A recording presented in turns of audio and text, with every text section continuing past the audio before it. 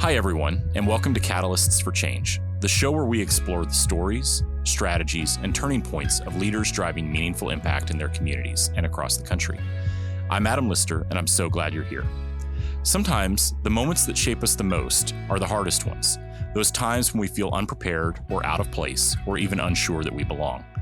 Today's guest, Krissy DeAlejandro, knows that firsthand. Krissy grew up in rural McMinnville, Tennessee, the first in her family to attend college. She has led Tennessee Achieves, the nonprofit that powers the Tennessee Promise, one of the most ambitious college access programs in the country since its founding. Her story is about resilience, humility, and the belief that with the right support, every student can succeed. Let's dive in. Good morning, Krissy. Thank you for being here today. It's great to see you. I'm so excited, Adam. Thanks for asking me. I feel like you've had so many really amazing guests so far, so I'm just honored to be included. Well, thank you. I'm sure if we were to poll all of them, they would agree with me that this has been in anticipation to build up you. We wanted to make sure that we had folks that were a good enough opening act to set the stage for Krissy DeAlejandro. I'm sure that's what they would all say, for sure. It's we've got their emails. We can reach out to them after the fact. Yeah, we'll poll them. That'd be great. Krissy, you have spoken before about the feeling of being academically and socially unprepared for life at college. And for those that may not know, you attended Sewanee, the University of the South, arguably one of the more prestigious institutions, in my opinion, in the Southeast, particularly in Tennessee. You graduated at the top of your class in high school, yet when you were in college, you actually had a professor ask you if you had ever written a paper before. What did that feel like to you, and how did you decide to use that not as a moment to walk away and continue the tradition of not being a college graduate in your family, but rather decide, you know what, I'm not going to let this cause me to give up? Yeah, no, it was, just off the top, it was deflating. Shocking, I think also. I had always been sort of the smart kid. I sort of was boastful about maybe neither of my parents went to college.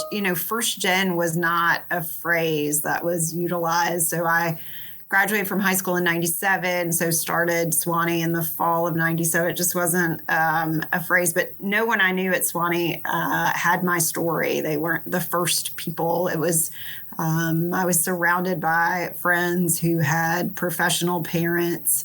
And so I was, I think, shocked initially, and then deflated, and I had questioned up until that moment, just even if I belonged in college, which was crazy because it's all I had thought about doing for, I don't know, since I was in second grade. I think I decided I was going. I'm not sure where that came from, but yeah, it was pretty terrible. I think for folks that know you today or know about the work that you do, that story is probably surprising. Maybe not that you were a first generation college student, but that you would have found yourself in a place where you were unfamiliar or didn't feel like you were perfectly slotted in. So before Tennessee Achieves, as you're just a young woman working through her future and thinking about where she's going to be and thinking about leaving McMinnville, Tennessee, your early choices to preserve your dreams and persevere in spite of those challenges, but then also to ask for help and stay the course, have planted seeds for you to become the leader that you are today for a really important organization. What I'm curious to know is, what messages did you hear about education growing up in McMinnville and around the people that surrounded you, or from the people that surrounded you? And how did those shape your mindset as you left for college? Yeah, it's interesting. So I had really great supportive parents, teenage parents, 16 and 19, when I was born. And they always were really empowering, maybe not in the education space so much because that was an unfamiliar territory for them, but they were really wonderful in the fact that they never said I had limitation. I don't know that we knew what actually existed in the world, but they also never said there was limitation. So I think that's a really important foundation for me. And at some point along the way, very early, with another group of students, we got sort of set aside. There was a test that I remember taking like in first or second grade, and my trajectory was really different from the other maybe 450 students that I graduated with. We took AP classes early. I was able to take Japanese when I was like in seventh grade all the way through. So it was a different experience, I think, for me, based on this one test that I took. And I think about that all the time because I have 3 kids and none of them are great standardized test takers. But I happen to be I'm not great at lots of things, but I'm a great standardized test taker. And so, but I remember growing up, I had this aunt, she was my great aunt actually, and she drove me to and from school often.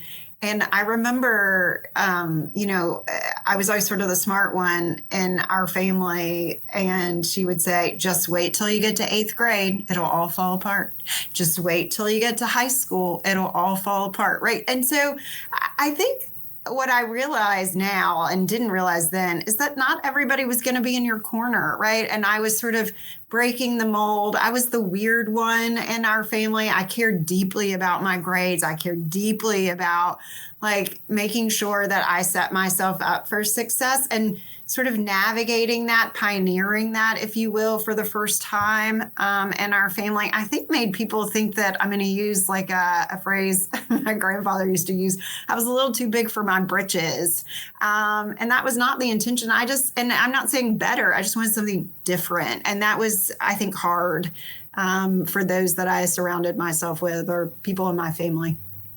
Yeah, I also have wondered sometimes how you navigate, you specifically, and then also generally, when you feel like you may be pursuing a path that's different, to your point, not necessarily better, it's just different. And our interests are different, our dreams are different.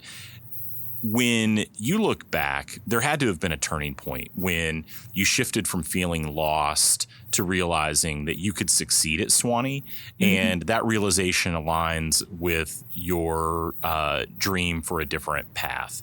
What was that moment like, and when did it happen, and how do you feel like that helped set the stage for what came next in your career? Yeah, I have a lot of fire in my belly. Did you know that about me? Pretty fiery human being. And so, it was just, I think, just a decision that I was not going to be derailed. I'm also highly competitive. And so I realized, like, I can do this. It may take more effort than I realized.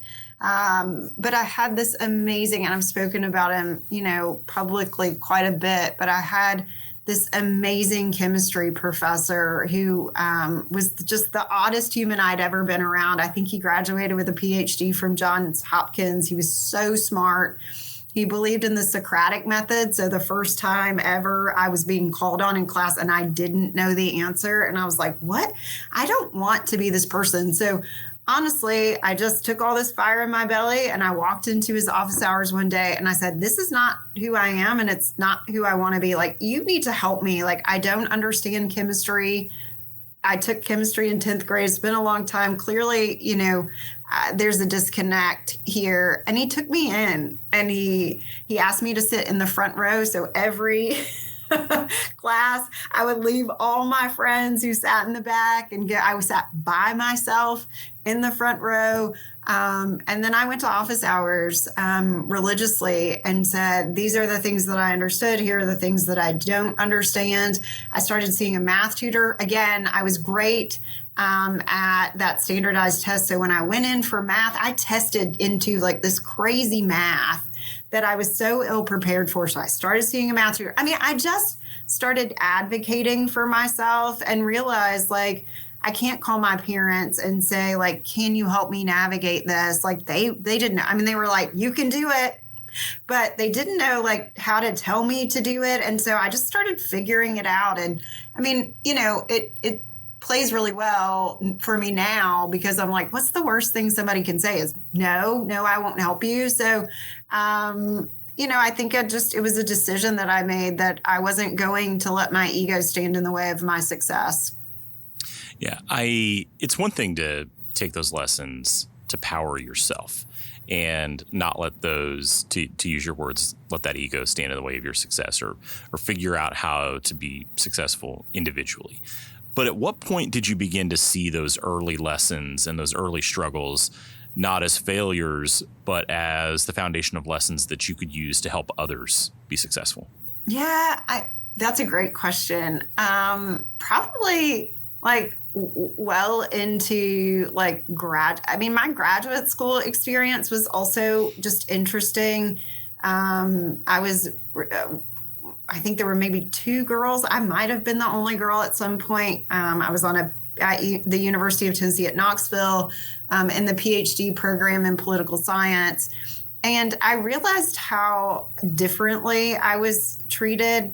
I had long blonde hair. I remember a professor telling me that I would be discredited because I wore a headband once. I mean, it was just a weird way of sort of my whole trajectory has just been about really sort of proving people wrong, I guess, or just being sort of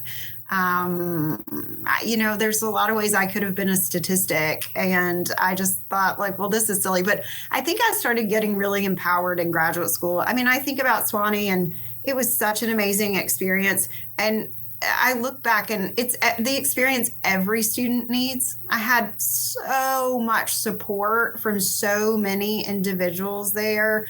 The vice chancellor now is a guy named Rob Perrigan. He was the dean of students when I was there, and he was this amazing human for me. And I think he understood my story. I didn't go around going like, hey, I'm a low income kid from rural Tennessee. I think he knew that though. And he sort of took me in and he gave me leadership opportunities. And I think about how grateful I am for that. But I will say in graduate school, it was the first time I felt like I was just out on my own. It was like, you know what, like sink or swim.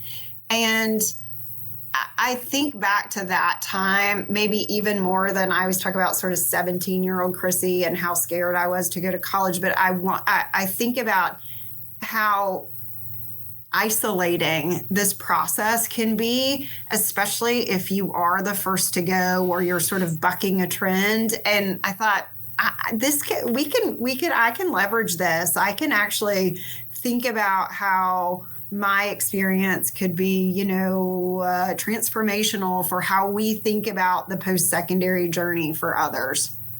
It's interesting to hear you think about the barriers that you overcome to be successful. I know those in a general sense. We've talked a lot about these, and we share many of the same stories or experiences broadly. But I also, over the course of our professional careers, I've come to know you as a relentlessly curious person. Mm-hmm. And as a person who's constantly asking questions to figure out how to improve systems or how to modify the work that you're doing. But I've also heard you talk about how you and others have built a program to help students avoid the same sorts of obstacles that you had, mm-hmm. and that others like you have had in the course of their lives. What specific problems were you trying to address in the earliest stages of Knox Achieves when it launched? Mm-hmm. Affordability, obviously, I think that one's easy to tick off. But also, I think what was so important to the founders of Knox Achieves was that the universality of it. It wasn't a program for fill in the blank. So for poor kids or smart kids or, it really was this like opportunity for all. And that was an incredibly important message that I still feel like I'm fighting for 18 years later, that it's incredibly important for us to think about what the student internalizes in this journey. And what I want them to internalize is that, yes, you are college material. Yes, you can do it. Not everybody starts off at third base, right? Like some people start off at first base, or maybe you haven't even made it there. And so it's trying to find the right levers and supports along the way. I mean, one of the sayings here now certainly wasn't when we first started, but was meet each student where they are at scale. So I want to move the needle. That's incredibly important to me. But like, how can we build something at the scale at which we work that really tries to check those individual boxes? So what Adam needs to get through is really different than what Krissy needs. And maybe we were both first gen, or maybe we both were from rural Tennessee, but that doesn't mean that, yes, there are levers that we know and there's all sorts of data. But I think that there are just things along the way that if you do not have relationships, deeply trusting, embedded relationships for these students, they will fall through the cracks. I want to talk a little bit about, in a moment, the pillars of Tennessee Achieves, which obviously came out of the beginning of Knox Achieves. But you said something about all of these unique experiences, which I think could create some curiosities and some roadblocks for a lot of nonprofit leaders that are doing very similar work. I think about organizations that might deal with other symptoms of poverty or food insecurity or other things like that, myriad sets of reasons or ways in which this shows up. I think one of the challenges is folks could feel like that they want to direct the organization into solving a lot of those individual or bespoke kind of issues. Mm-hmm. I think what makes an organization like Tennessee Achieves successful and creates the possibility for it to do the most work for the most kids is how you can connect all of those individual spokes to one common mission. Talk a little bit about how you all were able to do that, both at Knox Achieves and then at Tennessee Achieves. And we'll talk a little bit more about the mission behind that organization in a minute. But I don't want to miss the moment where you're talking about the individual nature of the individual challenges for each of these students. Yeah, I think that's such a great question. You know, I think that my brain works like an Excel spreadsheet. I've realized this over the years, where I'm constantly compiling. So I always say, like, the magic equation is student voice plus data. Like, what is that telling you and what direction is that pointing you in? Both from what do we need to build, but also, and I think this is a challenge with a lot of nonprofits, sort of this additive bias where you only build. Well, we think a lot here about what do you do away with? What no longer is serving students well? And so I think it's this Excel spreadsheet in my brain that's like, okay, we're hearing enough about, like, I think about the fact that we're doing this completion grant work now, right? This idea that small micro grants can help students be successful along the way. And what we continue to hear is reasons for dropping out. So I can't control for all of the things, but if a student is constantly saying, like, gas money is not available to me and getting to and from class is getting harder, and so I chose work over school. And so you're like, wait a second, like, we could probably solve for that. And so I always say that I believe Tennessee Achieves is one small slice of a very large pie. So every student comes with a pie. I think we can be part of that. But I do think it's like understanding the guardrails in which we can actually make a difference. My staff, for example, we're not academic advisors. That's not going to be a lane that we are going to step into. We talk a lot about mental health challenges, but we're not mental health counselors, right? And so I think it's like just making sure that as you are growing or building or sustaining a nonprofit, that you are being mission focused. And for us, it's about how can we get more students into the post-secondary pipeline, earning that college credential, and then into a meaningful career. That's it, right? Those are our challenges that we're trying to solve here, and everything else sort of gets yes, that's an amazing. I can't tell you how many times people come to me all the time and they're like, why aren't you talking to ninth graders or third graders? But there's no bandwidth here to do those sorts of things. And so we're going to do this, understanding that there is a role for this. And I'm hoping someone else, and I know someone else, is tackling all of those other challenges. From the beginning, you have built in last dollar scholarships, mentoring, and community service as the three essential pillars to Knox Achieves and Tennessee Achieves. Why those three, and why were those so critical to the program? Yeah. So obviously we knew affordability was a challenge. So if I roll back to the story of when Knox Achieves was launched, it was really launched as a workforce development initiative coming out of Mayor Ragsdale's office. I was serving as deputy chief of staff during Mayor Ragsdale, mayor of Knox County, who preceded a former governor of the state. That's right.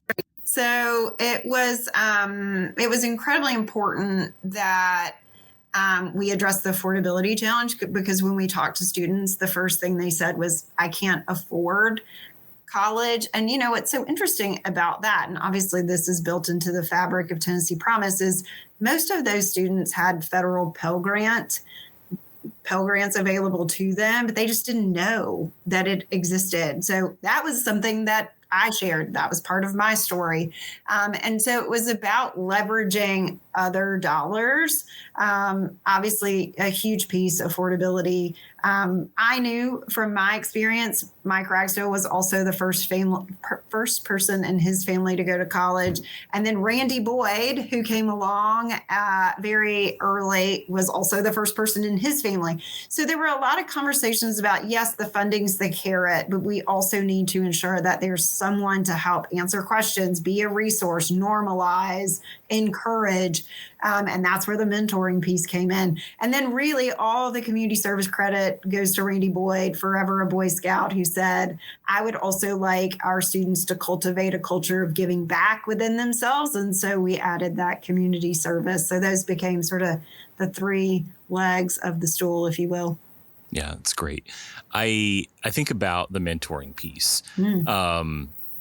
Has got to be one of the more logistically complicated aspects of the work that your organization does. What was it like getting hundreds, thousands of people to walk into conversations with students they didn't know, but also what was it like for you all walking into communities asking people to volunteer and mentor children that they didn't know? Yeah, I mean, it's incredible and also humbling. I mean, just incredibly humbling.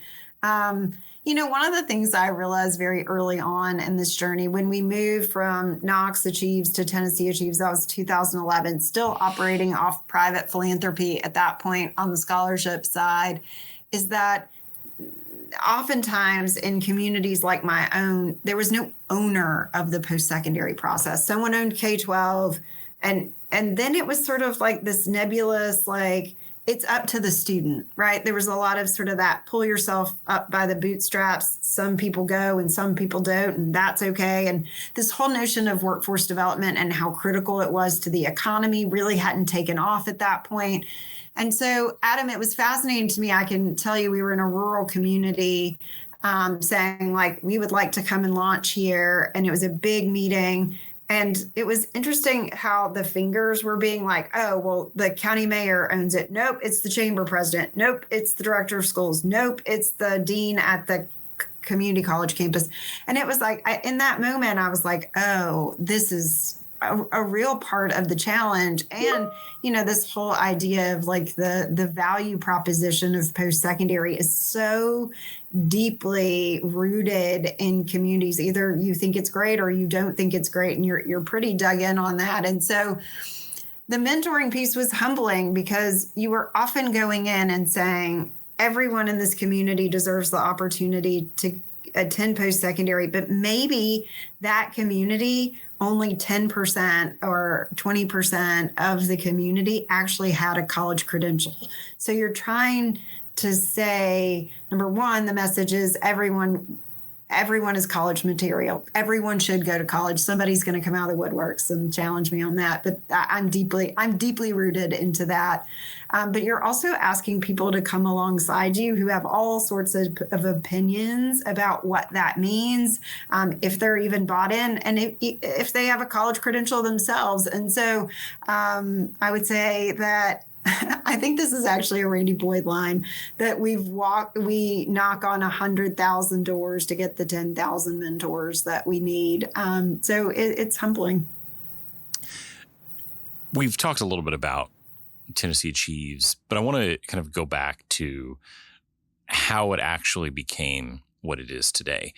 What started as an organization in one county grew relatively quickly into a statewide movement when Governor Bill Haslam launched Tennessee Promise, and you and your team were asked to help carry it forward.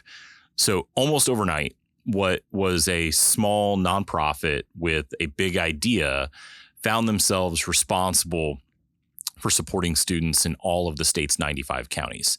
How did you make a leap from for lack of a better term, a local pilot initiative to implementing Tennessee Promise statewide? Yeah, well, first, I would be remiss if I did not say that we were standing on the shoulder of giants. Bill Haslam, Randy Boyd, Mike Ragsdale, Tim Williams, Rich Ray, Buzz Thomas. I just had this amazing group of leaders who helped carry the work forward in such important ways. But quite frankly, it was just hard work. I remember when the legislation passed, we had made a commitment to visiting every county across the state and providing them with the opportunity to partner with us. Every county had to have what's called a partnering organization to Tennessee Promise. I joke that I'm probably one of very few people that have been to all 95 counties multiple times that is not running for public office. You didn't do it in a van or on a tractor or with a sweater or I didn't run it. Flannel. I didn't tractor it. I just drove there. And, and so. What a missed opportunity. I know. Next time we'll put our heads together and come up with something creative for me to do. But it was hard work. It was getting up at 3 a.m. and going to the farthest county and then working my way back home. I feel really grateful that Jackie Hartman and Graham Thomas, who've been here a very long time, traveled a lot of those miles with me. And it was so fun, but it was exhausting all at the same time. And we were launching Tennessee Promise. So think about this. The legislation passed in late April, and Promise had to be ready to go in August. And so it was a really tight turnaround. I put a lot of miles on the car, but we met with a lot of people and everybody was really excited. There was a lot of momentum that first year, which was really, really fun. There are lots of things that were tactically difficult, getting to different counties, some that are just not logistically easy to get to. But what was the most strategically difficult part about scaling from a few thousand students to tens of thousands in a matter of months? Can I say everything and just take a totally cop-out answer? There were 6 of us on staff. I made promises to people that we could, if you get us there, if we can get there, we will do it. And so I was determined to make it work. But it was, and I was pregnant and, and so it was this incredibly exhausting, exhilarating. I don't know that I've ever been so professionally happy as I was the moment that Tennessee Promise became a reality.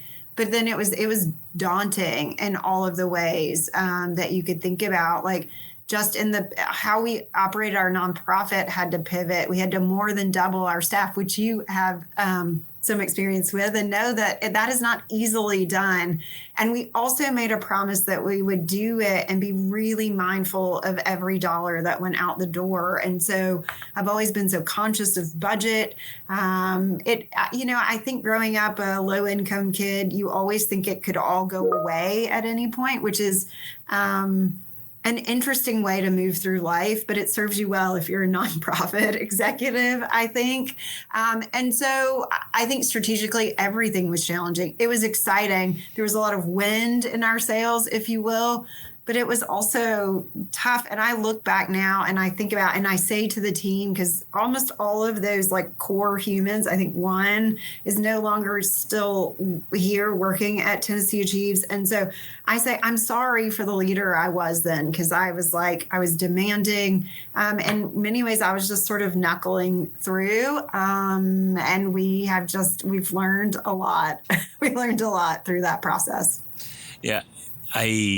I've shared this experience with folks that we support at 112 Strategies, but also friends that are in similar situations, that it's really difficult for a leader to confront the ways that they're showing up, knowing that they may not be showing up in exactly the way that they want, while also understanding that their number 2, number 3, number 16 have no idea the cumulative weight of what it is to be in that position, to both carry the responsibility of the mission and to carry the responsibility that you have to your employees. And balancing that can be an extraordinarily difficult thing to do. And unfortunately, similar to being a parent, there are times when I don't show up exactly like I want to. And then you've got to sit down and look in the face of a 10 or a 7-year-old and say, no, well, that's not how I wanted to show up. It's no different leading an organization. But you then get to find yourself in moments where you get to look at data and you can see the real impact of the work that you're doing. When you look at the data, FAFSA, graduation rate, percent of college students that are graduating debt-free, whatever the metric is, what is it that you see that you are most proud of? And why do you think that that's having an impact on the population that you're seeking to serve? Yeah. The scale that we work makes this work different. I always tell people I'm the last interviewer when people come to work here still. So I think we have 54 full-time staff members now. And I always say, if you're coming to work for a sweet nonprofit, look somewhere else. I mean, the mission is very sweet. We get to do work that I think is life-changing, truly. But we think about and operate as a business. We think about KPIs. We work off benchmarks. Like everything here is operationalized like a business. And so, but the scale makes it interesting. You're not working with 8 students or 800 students. We work with about 90,000 students every year. It is a very large enterprise. And having enterprise mentality, I think, is not for everyone. And I totally understand that. But the scale makes me happy because when we get it right, Adam, the needle actually moves. Like you can just see it move. So whether that's TBR graduation rates, whether that is college going rate in a community, when Tennessee Achieves gets it right, the needle moves. And that is very satisfying and gratifying for me. I also am incredibly proud of, we've been doing since 2019, some deep dive pilot work in Knox County, thanks to the Haslam Family Foundation. And we've seen the 3-year graduation rate here move to 49% at the community colleges. To benchmark, if you don't have a program like this and you're low income, your chances of graduating 3 years is 11%. So it's just exponential growth in that 3-year grad rate. And we're working to take that statewide. Statewide, it's sitting at about 42%. No one here, especially me, is like, woohoo, 49%. But from where we came to where we are now, I'm incredibly proud. If Knox Promise was a state, it would be 3rd in the country in terms of community college 3-year grad rates. Those are all things that I pay attention to. And I'm coming for Florida and South Dakota, number 1 and 2. But I'm proud of the work that we do. I'm also proud of our staff retention. So building internal culture is also incredibly important to me. We sit at about 88%. And a lot of students that we hire were our students. So they're graduating and they're coming to work and coach our students. So that's incredibly rewarding for me as well. So lots of wins over the years, but still a lot of work to do also. We are recording this in the very earliest stages of the 2025 college football season. So the idea that someone anchored in Knox County will say on a podcast that they're also coming for Florida just makes my Tennessee heart so happy. I thought you were going to ask me a football question. I was like, please don't do that. No, I won't do that to you. But I'm just, any way that we can just come for Florida week after week, we're gonna do it. Yeah. Beyond the numbers, Krissy, how have you seen Tennessee's culture around college going change? Yeah, I mean, it's changed exponentially. I will tell you, COVID did a number on it. So there's that, and we're still recovering. But, you know, I think it's true that so it's funny. So I have a high school sophomore, and he plays baseball. So I am constantly sitting at a baseball field, and none of the parents have ever asked me what I do. They probably think I'm annoying. Like when college chatter starts, I'm constantly just you know me, I'm aggressively inserting myself. Like last year, somebody behind me is like, I don't think my senior is going to file the FAFSA. And I'm like, that's actually a really huge mistake. I just get it in. Right. So you've noticed a distance between your folding chair and the others. Yeah. The parents are like, don't sit next to that insane human. But it has changed conversations around everybody has an option, and everybody knows somebody that's either been a mentor with Tennessee Promise, or they had a cousin or a brother, or it's permeated the state. Not a lot of people know Tennessee Achieves, to be honest. That was never the goal. We're sort of the little engine behind making sure that it's all happening. So when I say, oh, I'm the, fill in the blank at Tennessee Achieves, people are like, okay, I don't know what that is. But if I say, oh, we operate the Tennessee Promise, everybody knows and has a story attached to it. And so I think that's just really cool, and grateful to Governor Haslam and Randy and the General Assembly at that time for making a really big leap. And although we were the first in the country, and although other states have followed, nothing has been as sustained and as rich as the Tennessee Promise. No one's thinking about mentorship. No one else is embedding coaches on college campuses to increase the graduation rate. No one's thinking about these completion grants to address things like food and housing insecurity. I mean, it is, and people are like, oh, and you're in a red state. I mean, it's just, there's a lot of questions around how we've been able to do it. And I just think we really had an early pulse and continue to care deeply about this work. If it's about workforce development, great, but it's also just about ensuring that our students have economic independence. And I think everybody gets that. Yeah. The ability to think about all of the different aspects of that work sets Tennessee apart from a lot of these states, because I think there's an opportunity to rest when you achieve the thing. I remember there was an award that the organization that I led in my previous life, won an award with a couple of colleagues for a particular piece of policy that was passed. And the award was nice, but I remember as we're walking up on the stage, I look over at the person next to me. I was like, this doesn't mean a damn thing if we don't win best implementation next year. Yeah, and right. I think the ability to recognize that, and at least in the policy work that you're focused on, what you see is not just the idea, but the continued implementation and the way in which you carry forward the original spirit of that idea into the day-to-day work makes the difference. Because otherwise it's a brief headline that doesn't go into this space that we've talked about earlier, where we're able to really change the lives and move students into a totally different position. I want to think a little bit broader now, not just about Tennessee Achieves, but about how you might approach innovating and asking for help. I think a through line for successful leaders is really knowing when to recognize that you need to ask for help, when you need to innovate around some of the work that you're doing, and how to also keep mission at the center of that work when you're doing those things. We've talked a little bit before about your boldness and your energy around asking questions and inserting yourself into things. But you are a person who's unafraid to say, I don't know, or I need your help. I'm curious to know how your humility personally and then in leadership has shaped the way you show up as the CEO for Tennessee Achieves and help to drive that organization's work forward. Yeah, that's a great question. I mean, my dad had this great saying that folks are folks. And that has always like really served me well. I am rarely intimidated by individuals.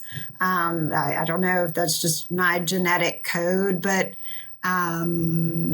it has served the organization well. But it also leads, or I guess my leadership style is to ask a lot of questions, and to have, I hope, my team would say, to bring out the best. And I know over the years they've said, oh, that you saw fill in the blank, you saw something in me that I hadn't quite gotten to myself. And that's been a fun realization here that, I know that what my strengths are. I'm sort of a dreamer and a builder, but I'm not great at, I see around corners, but I'm not great at the risk assessment side of things, because I'm sort of like, we'll jump in with both feet, and we'll make it up as we go kind of person. Not everybody loves to operate that way. I thought that was just sort of how you move through the world. And so I'm constantly seeking counsel. And the older I get, I think the better I am at making sure that I'm thinking about the consequences that are bigger than just the Tennessee Achieves universe, for example, or how I think about things. And I love this, and I think you'll love this too, Adam. I was part of a leadership training that we did here, and the person leading the leadership training asked who our board of directors, like who our personal board of directors were. And I thought that was really fascinating, because the people that I go to, I feel so good about, because, I ask my 15-year-old all the time, like, would this resonate with you? Like, now he's gotten to this age where, like, his opinion, I think, really plays into the work. But just from a personal standpoint, I used to be such an independent thinker. And now I'm like, wait a second, what do you think? What do you think? And it's always been better on the other side when I'm like, I don't know. Can you help me? There's something that I'm missing here. But I also think it's really empowering, especially as you're building a team, or as you're, to your point, raising children, to be like, wait a second, just in my parenting style, say like, there's something I'm missing here. Can you help me along? And my kids are also really great about being like, here's the thing that I don't think you would understand, Mom, because you're so old. Yeah. Thinking about humility, my children are thoughtful, conscientious people who have adopted, I think, as core to their mission, let's keep Dad humble. It comes up often. When you think about mobilizing communities, what have you learned in that process in engaging everyone from mentors to students to parents to policymakers all around one mission? I think breaking it down, I will say this. I think something we've learned along the way is that to bring people along as individuals along, that we need to take a lot of the uncertainty out of it. Like, I think about our mentoring program in the early days versus what it is now, and it is much more prescriptive. It is much more thoughtful and laid out. I mean, I thought it would be great just to be like, hey, Adam, you signed up to be a mentor. Here's some scaffolding. Here's a framework, but like, I'm going to turn you loose to like go and work with these students. And what I realized is like, this is not Adam's full-time job. Like, we need to actually give Adam additional information, additional context, some steps along the way. And I will tell you, I feel like every year the mentoring and community engagement work here gets better, because we're trying to leave in at least some gray, but not too much gray where it feels like really sort of intimidating to the people that we're trying to serve. I think that's been a huge win for us over the years, is just recognizing that. We're lifting up something new this year. We're doing workforce mentoring. So we still have our high school access mentors, but we're providing an opportunity for our volunteers to step in with those college sophomores who were sort of shaky at best on what they want to do and how to navigate, also how to build social capital. And so it's a new space for us that we're sort of, try a lot of things and keep what works this year. So I'm really excited to get that out and see who that brings to the table. It's a great idea. I think about my wife often reflected on the amount of energy that our parish, this is 20 something plus years ago, put into high school kids, but how little existed for college kids. And to be able to keep them engaged in their faith communities was really important in those 15, 16, 17, 18-year-old years, which was obviously critical for their formation as adults and how they get plugged into community. But thinking about how you also keep those students engaged in sophomore, and I love the idea of building that social capital and helping them think about what comes next is a novel idea, at least from my perspective. It doesn't feel like a thing that's being done at scale. I don't think so. And I think about how that would have changed I graduated from college and then I was like, I don't know what to do. It was sort of like you don't know what to do and you're thrust into adulthood. But so I'm curious to see how it works out. Well, and I also think that in the times when we graduated from college, there were still computer labs in the schools and offices that you would go to that they would help you draft your resumes because social networks didn't exist. Monster.com was barely a thing. And there was a pathway there. I haven't been on a college campus in a long, long time, but the way in which students, I think, would find strategies to connect to the workforce is far more robust and complicated than it was when I was a student, and when I was leaving college as well. You are a working mom. As you mentioned, you've got 3 kiddos. Soon one of them will be thinking about filling out the FAFSA.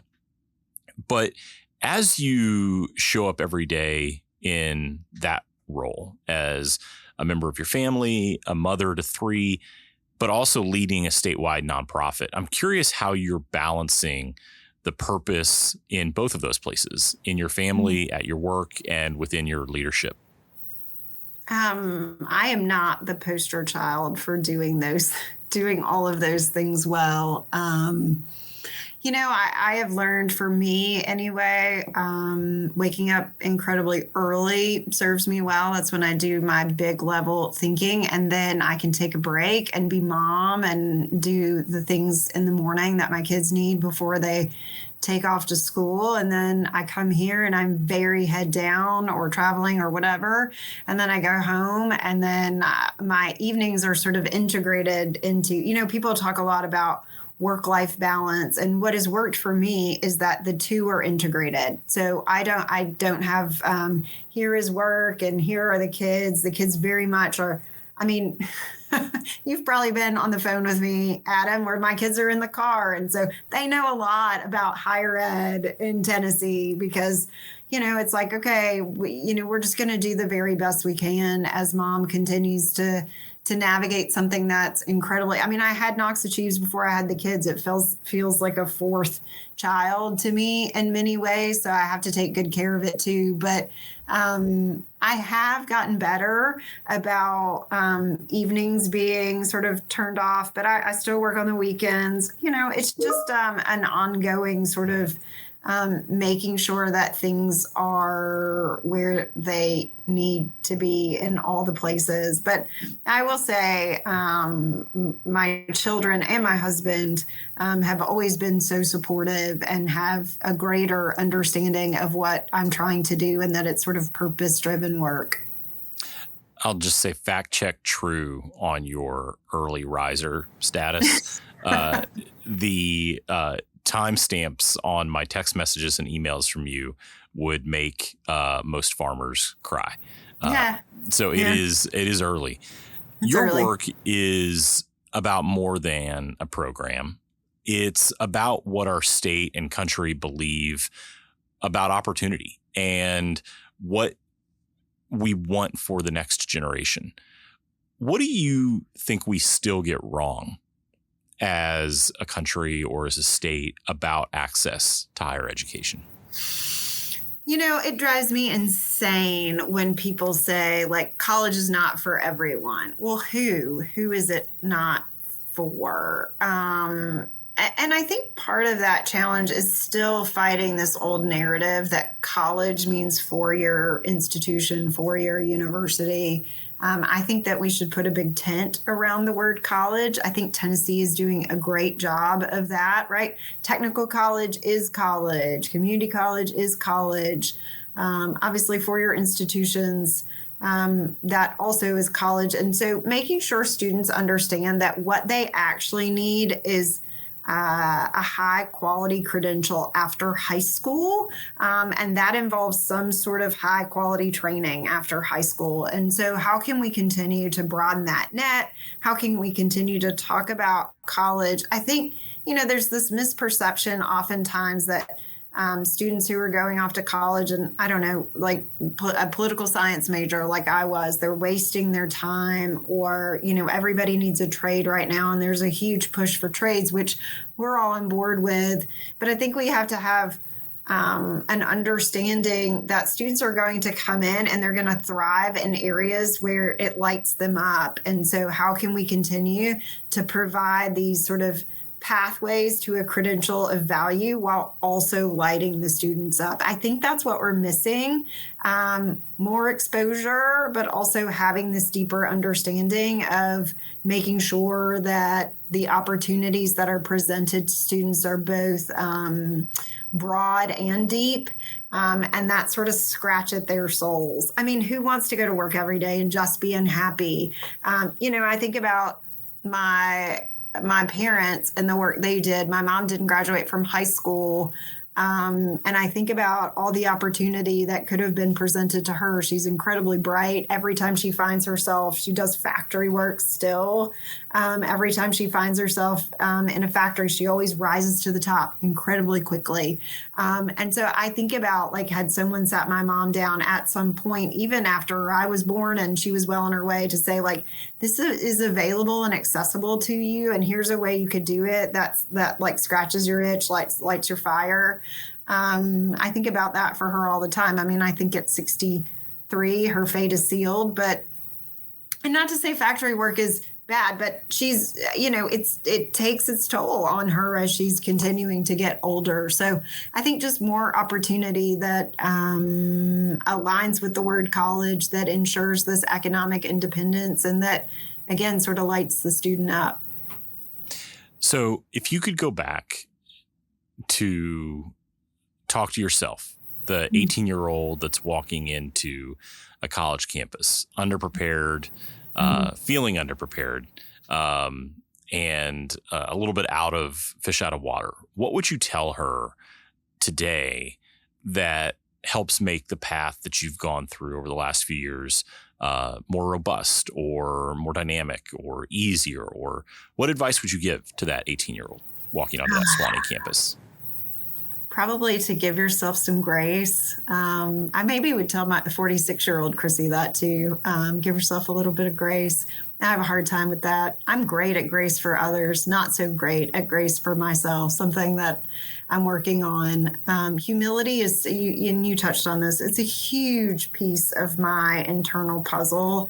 I do not seek credit, and I think sometimes it's to the detriment of Tennessee Achieves. But I think the grace part, I felt really ashamed in those early days that I wasn't quite figuring it out and learning how to navigate it on my own. And then at some point, like we talked about, like I was just sort of cracked open and determined to stay. So that determination sort of busted through. I think understanding that you're going to fail your first math test or your first English test is not going to go the way you want it to, but there's still success on the other side of those things. I actually tell students that all the time. Like, failing your first math test is normal. I don't know anyone who's like, I really kicked ass my first semester of college, right? It just doesn't exist, but no one shares that with them, I think.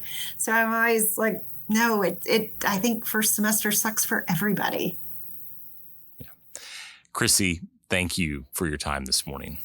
No, it's been so fun. This is so fun. Thanks for having me. Oh, it was a gift for me as well. Krissy, your story reminds us that leadership often comes not from having it all figured out, but from being willing to learn and to persist and to use our struggles as fuel for someone else's success.